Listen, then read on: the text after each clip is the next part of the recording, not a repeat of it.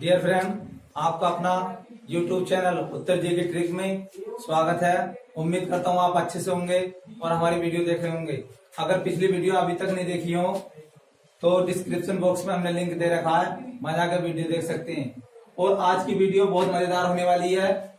Video को last तक देखें, लास्ट तक बने रहें और बिना स्किप किए हुए पॉइंट टू पॉइंट नोट करना है। तो चलिए आज की वीडियो स्टार्ट करते हैं।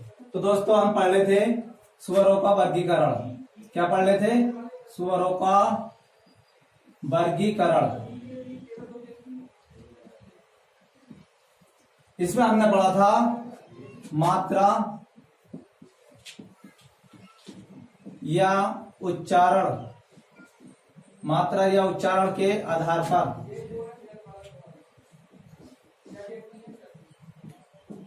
मात्रा या उच्चारण के आधार पर ये तीन प्रकार के होते हैं। नंबर 1 हर्ष, नंबर 2 दीर्घ और नंबर 3 प्लुत।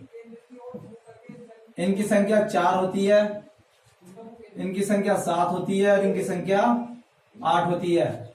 अगर मूल व्याकरण में बात करें तो इनकी संख्या कितनी होती है भैया? 9 होती है। फिर इसके बाद में हमने देखा जीव की क्रियाशीलता के आधार पर, यानी जीव की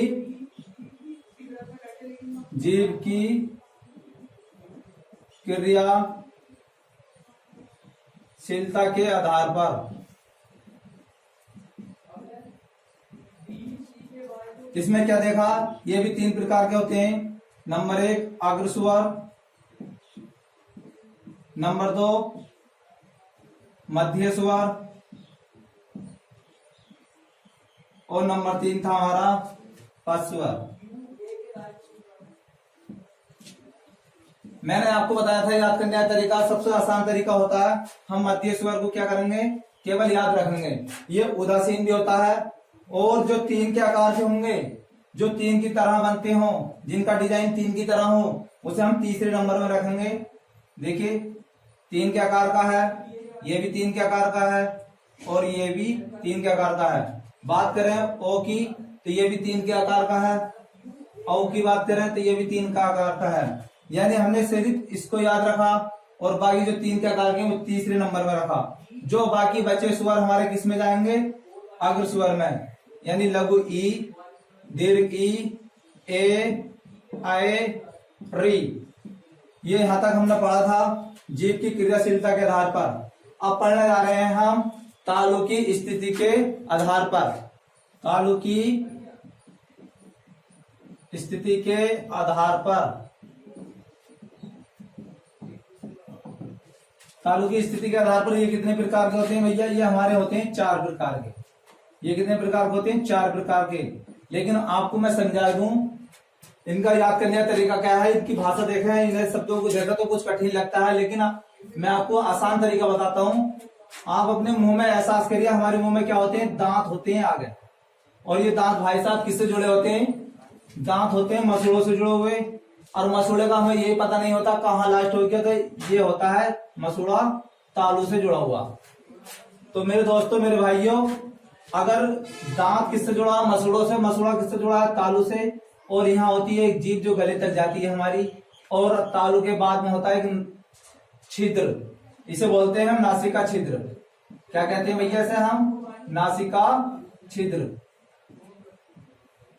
और इसके बाद होती है हमारी एक घंटी लटकी हुई, जिसे हम कहते हैं काकल्य। काकल्य, इसको कहा जाता है काकल्य। ये जीभ गले तक जाती है, ये दांत है, दांत मसूड़े से जुड़ा है। अब बात आती है इसके अगले मॉडल पे, क्या है? अगर ये तालु है हमारा, ये हमारी जीभ है। अगर जीभ का आगे का भाग तालु को स्पर्श करे, यानी तालु से मिले, स्पर्श करे, तो ये स्थिति कैसी होगी?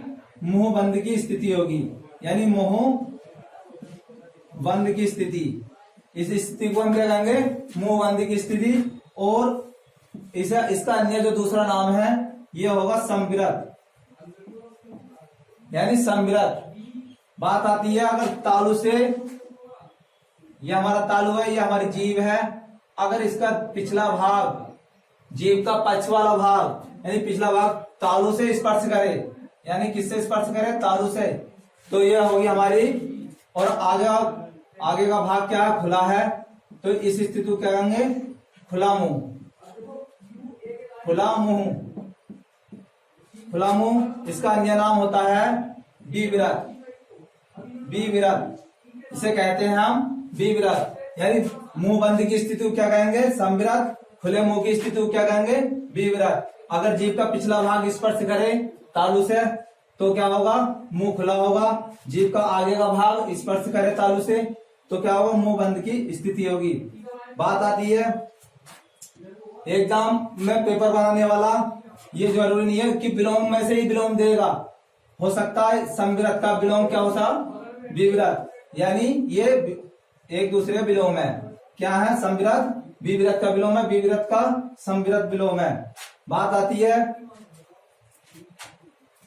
अगर आप मुंह में पानी लेकर, मुंह में पानी भरकर कुछ देर पानी रोकते हैं तो जीभ का पीछे का जो भाग होता है आप तालू से जोड़ देते हैं और पानी गले के नीचे नहीं जाता है। आगे का मुंह खुला होता है और पीछे बंद हो जाता है। इसी को कहते हैं हम विवृत। अब आती है आगे की स्थिति। ये हमारा तालू, तालू और ये हमारी जीभ। जीभ का जो मध्य भाग होता है वो तालू के मध्य भाग से स्पर्श करता है। तो ये आगे का मुंह क्या है? खुला है। इस खुले को क्या कहेंगे? आधा। यानी आधा मुंह खुला है, आधा मुंह खुला, आधा खुला, यानी आधा मुंह खुला। यानी जब जीभ का मध्य भाग तालू से स्पर्श करता है तो मुंह आधा खुला होता है, तो इसे कहेंगे अर्धविवृत। इसका अन्य नाम क्या होता है? अर्धविवृत। बात आती है इसकी, जब जीभ का मध्य भाग तालु से स्पर्श करता है तो पीछे का भाग बंद होता है।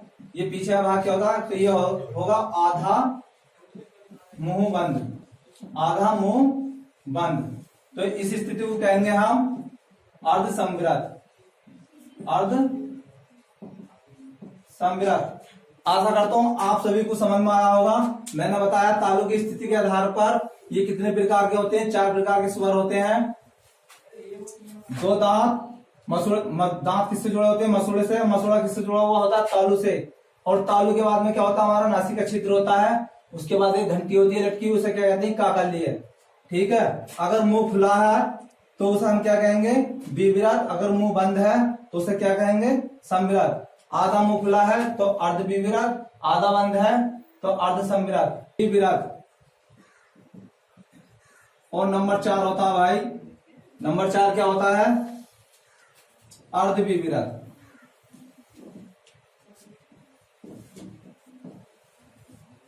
अर्ध विवृत।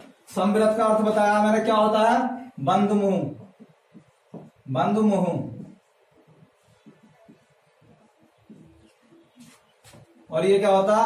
अर्ध या आधा मुंह, आधा खुला।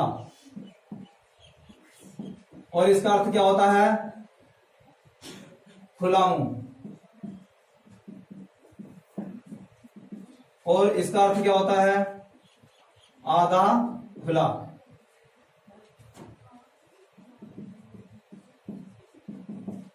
तो मेरे दोस्त, मेरे भाई, मेरे प्रिय मित्र, एक बात बताओ।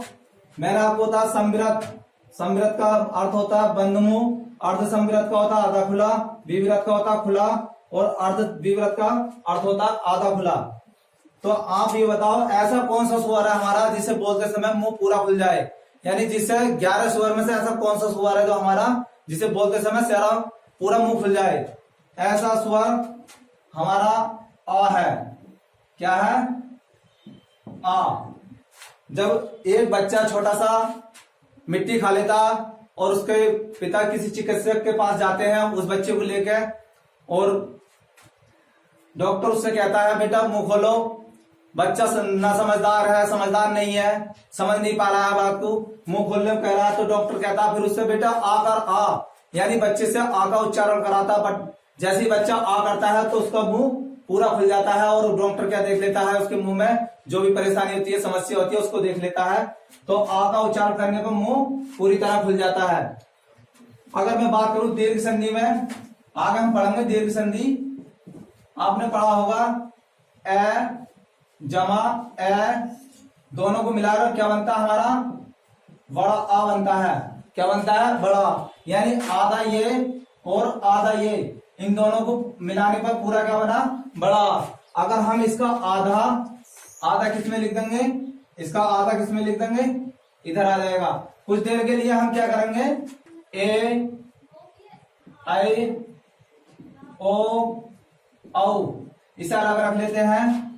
अब बात आती है, इसका आधा हमने इसमें लिख दिया, इन्हें एक तरफ रख दिया, बाकी क्या बचा हमारा लघु ई दीर्घ ई लघु ओ दीर्घ ओ और री। अब देखना होता है ये किसके योग से बने हैं चारों, ये देखना होता है किसके योग से बने। आपने पढ़ा होगा गुण संधि में, गुण संधि में आपने पढ़ा होगा ए प्लस ई बना मिलाकर क्या बनता है ए बनता है आई, ए प्लस ए बनाकर क्या बनता है आई बनता है ओ, ए जमा के ओ बना पर ओ लिखने पर क्या बनता है ओ, फिर उसके बाद में आता है हमारा ए जमा के ओ लिखने पर क्या बनता है औ बन जाता है। यानी किसके योग से बने भैया, तो दोस्तों ये किसके योग से बने चारों, ये ए के योग से बने हैं। और हम इसे मैं बता रहा था आपको ए आई ओ औ, ये ए के योग से बने हैं। तो हम क्या करेंगे, एक को तो रख देंगे भैया छोटे भैया के पास, ठीक है, एक रख देंगे बड़े भैया के पास। किसके पास, क्योंकि ये भी नाराज ना हो और ये भी नाराज ना हो। इसके बाद हम क्या करेंगे, ओ को रख देंगे इसमें और औ को रख देंगे इसमें। तो देखिए फिर देख लीजिए एक बार, समृद्ध स्वर कौन से होते हैं, जिनका मुंह बंद हो यानी बंद मुंह की स्थिति हो। अर्ध समृद्ध कौन से होते हैं, जिसमें आधा मुंह खुला हो। विवृत स्वर कौन से होते हैं, खुला मुंह। और अर्ध विवृत क्या होता है, आधा खुला मुंह। इसमें क्या होता है, मैंने आपको बताया ऐसा स्वर कौन सा है जिसके बोलने में या उच्चारण करने में पूरा मुंह खुल जाए। आप बोल के देख लिए, आ करने पर पूरा मुंह खुल जाएगा। अगर हम दीर्घ संधि में देखें, ए प्लस ए के योग से क्या बनता है आ बनता है। इसका आधा कहां गया, अर्ध विवृत में। और कुछ देर के लिए इसको हमने अलग रख लिया, बाकी जो स्वर बचे हमारे किसमें लिख दिए समृद्ध में। अभी ये किसके योग से बने, ए के योग से बने हैं। ये कहा जाएंगे, एक इसमें रख देंगे एक इसमें रख देंगे, यानी ओ को इसमें रख देंगे तो औ को इसमें रख देंगे। आशा करता हूं आज की वीडियो आपको पसंद आई होगी। वीडियो पसंद आई हो तो वीडियो को लाइक कर देना और शेयर कर देना, चैनल को सब्सक्राइब कर देना, पास वाली घंटी को दबा देना, जिससे कि नोटिफिकेशन आपको मिल सके। वीडियो देखने के लिए धन्यवाद।